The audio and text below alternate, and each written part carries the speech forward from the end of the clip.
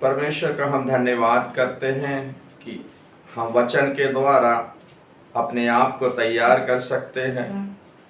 पौलुस खास तौर से आत्मिक युद्ध के बारे में बात करता है और मेरे और आपके लिए बहुत ज़रूरी है कि हम आत्मिक युद्ध को समझ सकें और आत्मिक युद्ध के लिए अपने आप को हम तैयार कर सकें। इफिसियों की पत्री के 6वें अध्याय में पौलुस वहाँ पर आत्मिक हथियारों की चर्चा करता है और 17वें पद में वो कहता है, और उद्धार का टोप और आत्मा की तलवार जो परमेश्वर का वचन है ले लो।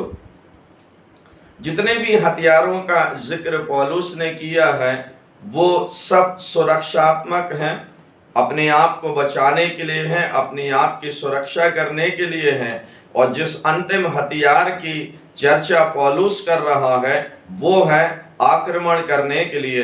यूं तो तलवार भी अपने आप को सुरक्षित करने के लिए है, लेकिन केवल एक ही हथियार एक विश्वासी के पास में होता है, कलीसिया के पास में होता है, कि वो शैतान और शैतानी ताकतों पर आक्रमण कर सके। इस हथियार को मेरे और आपके जीवन में होना बहुत ही जरूरी है। वचन के द्वारा ही मैं और आप शैतान पर विजय प्राप्त कर सकते हैं, शैतान पर हमला कर सकते हैं और शैतान को मैं और आप हरा सकते हैं। आप सब जानते हैं कि जब प्रभु यीशु मसीह की परीक्षा ली गई शैतान के द्वारा, तो यीशु मसीह ने बार बार इस बात को कहा है कि परमेश्वर के वचन में लिखा है, परमेश्वर के वचन में लिखा। और तीसरी बात उसने कहा, परमेश्वर के वचन में यह भी लिखा है। और कलाम में मैं और आप पढ़ते हैं कि उसके बाद शैतान के लिए कोई और अवसर बाकी नहीं रहा और शैतान यीशु मसीह के पास से चला गया है। वचन जब तक बाइबल में है तब तक वो मेरे और आपके उतने काम का नहीं है, क्योंकि वो किताब में सीमित है। वचन जब मेरे और आपके जीवन में काम करता है, जब वचन मेरे और आपके मुंह में आ जाता है और जब वचन मेरे और आपके मुंह से बाहर निकलता है, तब वो एक तलवार की तरह काम करता है। सो वचन की सामर्थ को मुझको और आपको जानना और समझना है कि वचन मेरे और आपके हृदय में, आत्मा में होना चाहिए, वचन मेरे और आपके मुंह में होना चाहिए और वचन मेरे और आपके मुंह से बाहर निकलना चाहिए। शैतान बहुत तरीके से मुझ पर और आप पर आक्रमण करता है, वो मुझको और आपको प्रलोभन में फंसाता है। उन सारी बातों का जवाब मुझको और आपको वचन के द्वारा देना है और वचन की सामर्थ को शैतान भी समझता है। परमेश्वर ने सृष्टि के प्रारंभ से ही वचन की महत्ता को समझाया है। उसने वचन के द्वारा सारी सृष्टि की रचना करी। कलाम में बार बार लिखा हुआ है, उसने कहा और हो गया। परमेश्वर ने कहा रोशनी हो और हो गई। तो यहाँ पर हम समझने का प्रयास करते हैं कि खुदा के कलाम में सामर्थ है, खुदा के कलाम में ताब और ताकत है। और उत्पत्ति की पुस्तक ही मेरे और आपके लिए एक सबसे बड़ा पैगाम है कि वचन की सामर्थ को मुझको और आपको समझना है। तो हमें शैतान पर हमला करने के लिए आत्मा की तलवार को लेना है, जो परमेश्वर का वचन है। वचन केवल मेरे और आपके मुंह में नहीं होना चाहिए, लेकिन वचन मेरे और आपके जीवन और व्यवहार में भी होना चाहिए। हम इसको और आगे गहराई से समझने का प्रयास करेंगे कि सुरक्षा के हथियार तो मैंने और आपने धारण कर लिए हैं, परंतु अब आक्रमण करने वाली बात है। दूसरा कुरिन्थियों 10वां अध्याय और उसके 4 और 5 में पौलुस एक बात जो समझाना चाहता है कलीसिया को, उसको गहराई के साथ में समझना बहुत ही जरूरी है।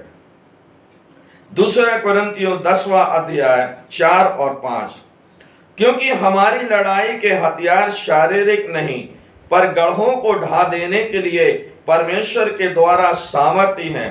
सो हम कल्पनाओं और हर एक ऊंची बात को जो परमेश्वर की पहचान के विरोध में उठती है खंडन करते और हर एक भावना को कैद करके मसीह का आज्ञाकारी बना देते हैं।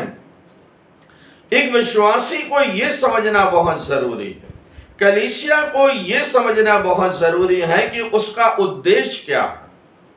दरअसल अगर मैं बेबाक अल्फाजों में कहूं तो लगभग कलीसिया अपने उद्देश्य से भटकती हुई नजर आ रही है। आज हमने कलीसिया का मतलब ये समझ लिया है कि रीति रिवाजों को पूरा करना है, हमें खुदा की इबादत करना है, और इसी बात को हम लोग समझते हैं कि कलीसिया का मतलब ये है। लेकिन कलीसिया का मतलब है शैतान के गढ़ों को ढा देना। मेरी और आपकी जिंदगी का मकसद है, कलीसिया का एक ही मकसद है, शैतान के गढ़ों को ढाना है। और पौलुस यहां पर यह कहता है कि हमारे हथियार जो हैं वो परमेश्वर की ओर से सामर्थी हैं। मैंने और आपने जो हथियार धारण किए हैं दरअसल उनकी सामर्थ परमेश्वर की ओर से मिलती है। यीशु मसीह ने अपने शागिर्दों से कहा था, यरूशलेम में रुके रहना जब तक तुम ऊपर से सामर्थ ना पाओ। तो मेरे और आपके पास में ये आत्मिक हथियार हैं। हम आत्मिक जंग में हैं और हमें बाहर निकलकर शैतान पर हमला करना और उसके गढ़ों को, मुझको और आपको ढा देना है। अगर हम ये समझने का प्रयास करें कि कलीसिया का जो उद्देश्य था कि उसको शैतान के गढ़ों को ढाना है, लेकिन अफसोस की बात यह है कि कलीसिया में ही शैतान ने अपने गढ़ों को बना लिया है। अगर हम परिवार की बात करें तो परिवार में भी शैतान ने अपने गढ़ बना लिए हैं, और गढ़ बनाने का तात्पर्य यह है कि शैतान ने अपने आप को सुरक्षित कर लिया है और वो हमारे जीवन के अंदर घुसकर, कलीसिया के अंदर घुसकर, परिवार के अंदर घुसकर अपने काम को कर रहा और वो परिवार को और कलीसिया को तहस नहस कर रहा है। गढ़ों को ढाना मेरी और आपकी सबसे बड़ी जिम्मेवारी है। अफसोस की बात तो यह है कि हम आत्मिक जंग की बात तो करते हैं, लेकिन शैतान इस जंग में मुझसे और आपसे कहीं आगे निकल गया है। वो मेरे और आपके इलाके में घुसकर हमला कर रहा है। वो मेरे और आपके परिवार के अंदर घुसकर हमला कर रहा है और अपने गढ़ बना रहा है, आत्माओं को अपने कब्जे में कर रहा और उनको विनाश की ओर लेकर जा रहा है। गुनाह का गढ़ तो बन गया है लोगों की जिंदगी में। अगर आज मैं और आप पाप की बात करें तो पाप इस दर्जा बढ़ गया है कि हम उसकी कल्पना नहीं कर सकते। हम केवल शैतान का रोना रोते रहें, इससे कुछ नहीं होगा। अक्सर लोग ये कहते रहते हैं, शैतान ने ये कर दिया, शैतान ने वो कर दिया, शैतान ने ऐसा कर दिया, शैतान ने वैसा कर दिया। मैं और आप शिकायत करने के लिए नहीं, मैं और आप शैतान का रोना रोने के लिए नहीं है। मैं और आप जो है परमेश्वर के पास जाकर शैतान की शिकायत करने के लिए नहीं है, लेकिन मुझको और आपको गढ़ों को तोड़ना है, शैतान को बाहर निकालना है। तो परिवार में शैतान ने अपने गढ़ बना लिए हैं, गुनाह का गढ़ बना लिया है। उसने आर्थिक क्षेत्र पर हमला करके अपना गढ़ बना लिया है। लोग कर्ज के गुलाम होते चले जा रहे हैं। उसने परिवार के व्यवहारिक जीवन पर, नैतिक जीवन पर हमला किया है और उसने अनैतिकता का गढ़ बना लिया है। परिवार को तोड़ना शैतान के लिए आज सबसे साधारण बात हो गई है। हम अगर उठाकर देखें तो परिवार में अलगाव लगातार बढ़ता चला जा रहा है। मसीही विश्वास में मैं और आप विवाह को परमेश्वर की ओर से मानते हैं, लेकिन आज परिवार का टूटना एक आम बात हो गई है और शैतान ने इन गढ़ों को बना लिया है। मैं और आप जरा सोचने की कोशिश करें। आज लोग सांसारिक बातों की बात करते और उनको परमेश्वर की आशीष से समझ लेते हैं। यहां पर मैं थोड़ी देर आपका ध्यान प्रॉस्पेरिटी थियोलॉजी की तरफ ले जाना चाहूंगा, जहां पर बहुत सारे दुनिया के बड़े बड़े प्रचारक केवल इस बात पर बात करते हैं, परमेश्वर तुमको नौकरी देगा, परमेश्वर तुम्हारे खर्च को माफ कर देगा, परमेश्वर तुम्हारा प्रमोशन करा देगा, परमेश्वर तुमको दौलत देगा, परमेश्वर तुमको जर और जमीन देगा। ये सारी दुनिया की बातें हैं, लेकिन मुझको और आपको ये समझना है कि आज कितने ही परिवार हैं जिनके पास में अच्छी नौकरी है, जिन्होंने अच्छी डिग्रियां हासिल करी हैं, उनके बच्चे अच्छे स्कूलों में पढ़ रहे हैं, अच्छे से अच्छे कोचिंग क्लास में जा रहे हैं और घर में किसी चीज की कमी नहीं है। लेकिन कमी है तो सिर्फ एक बात की कि शैतान ने जो घर में गढ़ बना लिया है उसको वो तोड़ नहीं पा रहे हैं। माता पिता के पास में बड़ी बड़ी डिग्रियां हैं, वो बहुत अच्छा पैसा कमा रहे हैं, दुनिया की सारी सुख सुविधाएं उनके पास में हैं, लेकिन जहां गढ़ों को तोड़ने की बात आती है वो अपने ही परिवार के गढ़ों को तोड़ नहीं पा रहे हैं। पति पत्नी अपने गढ़ों को नहीं तोड़ पा रहे, माता पिता अपने बच्चों के गढ़ों को नहीं तोड़ पा रहे हैं। हम जानते हैं कि आज जवान सबसे ज्यादा आसान शिकार होते जा रहे हैं और आज जवानों पर लगातार शैतान के हमले हो रहे हैं। अगर मैंने और आपने वचन की तलवार नहीं ली है, अगर मेरे और आपके पास में शैतान पर हमला करने की ताकत नहीं है, अगर मैं और आप शैतान के गढ़ों को तोड़ेंगे नहीं, घर से बाहर नहीं निकालेंगे, तो मैं और आप लगातार बर्बाद होते चले जाएंगे। ये माना कि परमेश्वर ने आत्मा के वरदान पाए हुए लोगों को दिया है, लेकिन कब तक आप दूसरे के भरोसे रहेंगे? कब तक आप ये सोचेंगे कि कोई बहुत सामर्थी व्यक्ति, चंगाई देने वाला, कोई बहुत बड़ा वचन का प्रचार करने वाला, कोई बहुत बड़ा इवेंजलिस्ट, कोई बहुत बड़ा नबी जो है वो आपके लिए प्रार्थना करेगा और आपके परिवार को बचाएगा? लेकिन लड़ाई मुझको और आपको लड़नी है। हर विश्वासी को आत्मिक योद्धा होना बहुत जरूरी है।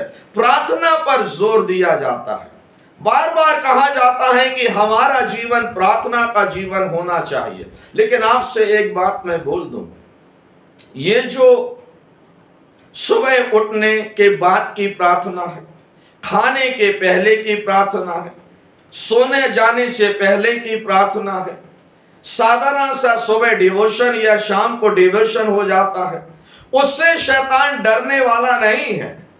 प्रार्थना करने वाला ही नहीं, मुझको और आपको प्रार्थना योद्धा बनना है। दरअसल आज परिवारों की सबसे बड़ी कमी यही है कि घर में प्रार्थनाएं तो हो रही हैं, लेकिन प्रार्थना योद्धा नहीं है। क्योंकि प्रार्थना की सामत के द्वारा, वचन की सामत के द्वारा मैं और आप शैतान के गढ़ों को तोड़ सकते हैं। और पौलुस कह रहा है, आत्मा की तलवार को ले लो और शैतान पर हमला करो। दरअसल हमेशा मैं और आप ये कहते हैं, शैतान ने हमारे ऊपर हमला किया, और अफसोस की बात यह है कि मैं और आप डिफेंसिव मोड में आ चुके हैं। मैं और आप केवल सुरक्षा करने में लगे हुए हैं, अपने विश्वास की, अपने परिवार की, अपने घर की हम सुरक्षा करने में लगे हुए और हमने अपने आप को सीमित कर लिया।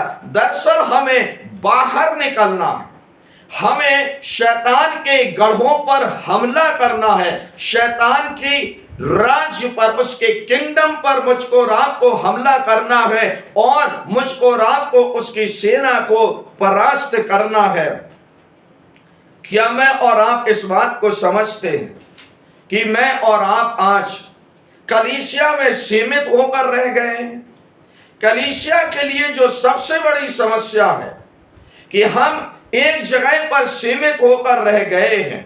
खुदा का कलाम मुझको और आपको साफ तौर से बताता है कलीसिया का बाहर निकलना निहायत जरूरी है। हम सुरक्षा करते रहेंगे और शैतान हम पर हमला करता रहेगा। कब मैं और आप बाहर निकलेंगे और शैतान के राज्य पर मैं और आप हमला करेंगे। कुलुस्सियों की पत्री 2 अध्याय उसके 15वें पद में खुदा का कलाम ये कहता है, कुलुस्सियों 2 और 15, उसने प्रधानताओं और अधिकारों को अपने ऊपर से उतार कर उनका खुल्लम खुल्ला तमाशा बनाया और क्रूस के कारण उन पर जय जयकार की ध्वनि सुनाई दी है। अंग्रेजी की कुछ अनुवादों का जो अर्थ है वो बहुत ज्यादा सटीक और बहुत अच्छा है। वहां पर वो लिखते हैं डिसआर्म्ड, हथियारों से विहीन कर देना। यीशु मसीह ने सलीब पर अपनी जान को देकर शैतान का खुल्लम खुल्ला मजाक उड़ाया है और उसको हथियारों से विहीन कर दिया है। अब शैतान के पास में कोई हथियार बाकी नहीं रह गया। दरअसल जंग तो यीशु मसीह ने जीत ली है, मुझको और आपको बाकी काम करना है। अब अगर आप शैतान के राज पर हमला करते हैं तो आपको यह समझना है कि शैतान के पास कोई ऐसा हथियार नहीं है जो आपके विरोध में काम आए। शैतान बिना हथियार के आपसे लड़ने की कोशिश कर रहा है। 1 कुरिन्थियों 15वां अध्याय, 1 कुरिन्थियों 15, 55 और 56 में लिखा है, हे मृत्यु तेरी जय कहाँ रही, हे मृत्यु तेरा डंक कहाँ रहा। मृत्यु का डंक पाप है और पाप का बल व्यवस्था है।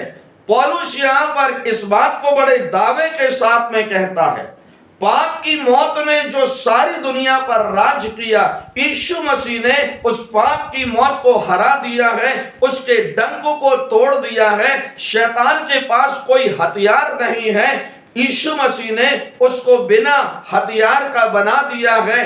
आपको परमेश्वर ने अपने हथियार दिए हुए हैं और शैतान से लड़ने के लिए दिए हुए हैं। दरअसल मुझको और आपको एक बात को बहुत ध्यान से सोचना।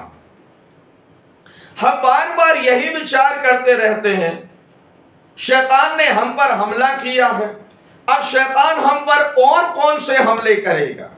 क्या हमारे आर्थिक क्षेत्र पर, क्या हमारे पारिवारिक संबंधों पर, क्या हमारे चरित्र पर, क्या पति पत्नी पर, या शैतान बच्चों पर हमला करेगा?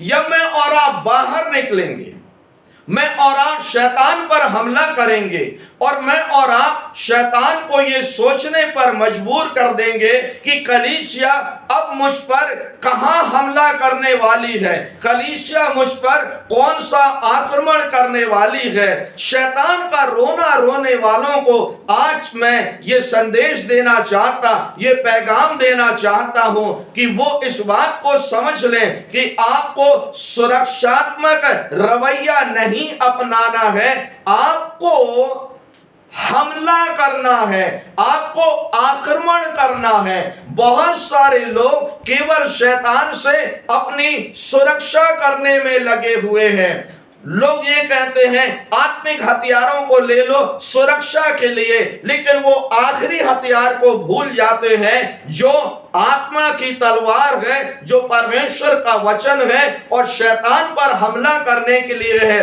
तो आपको ये नहीं सोचना है कि अगला हमला शैतान कहां करेगा, आप शैतान पर आक्रमण करिए, उसके गढ़ों को तोड़िए। आप शैतान को ये सोचने पर मजबूर कर दीजिए कि ये विश्वासी अगला हमला कहां पर करेगा, कलीसिया अगला हमला मुझ पर कहां पर करेगी, तभी तो मैं और आप जंग जीतेंगे। तो आत्मिक युद्ध का मतलब अपनी सुरक्षा करना नहीं है, आत्मिक युद्ध का मतलब है हमें शैतान के राज में घुसकर हमला करना। दरअसल ये जो आत्मिक युद्ध है ये मेरी और आपकी सरजमीन पर नहीं होगा, ये कलीसिया की सरजमीन पर नहीं होगा। ये आत्मिक युद्ध जो है वो शैतान की सरजमीन पर होगा, शैतान के राज्य में होगा। और शैतान जो है वो मुझसे और आपसे घबराया हुआ होना चाहिए, डरा हुआ होना चाहिए कि मैं और आप वचन की तलवार, आत्मा की तलवार लेकर आ रहे हैं। हम सुरक्षा करने वाले नहीं, लेकिन अब हम आक्रमण करने वाले बन गए हैं। विश्वास में बने रहिए, सामर्थ में बने रहिए।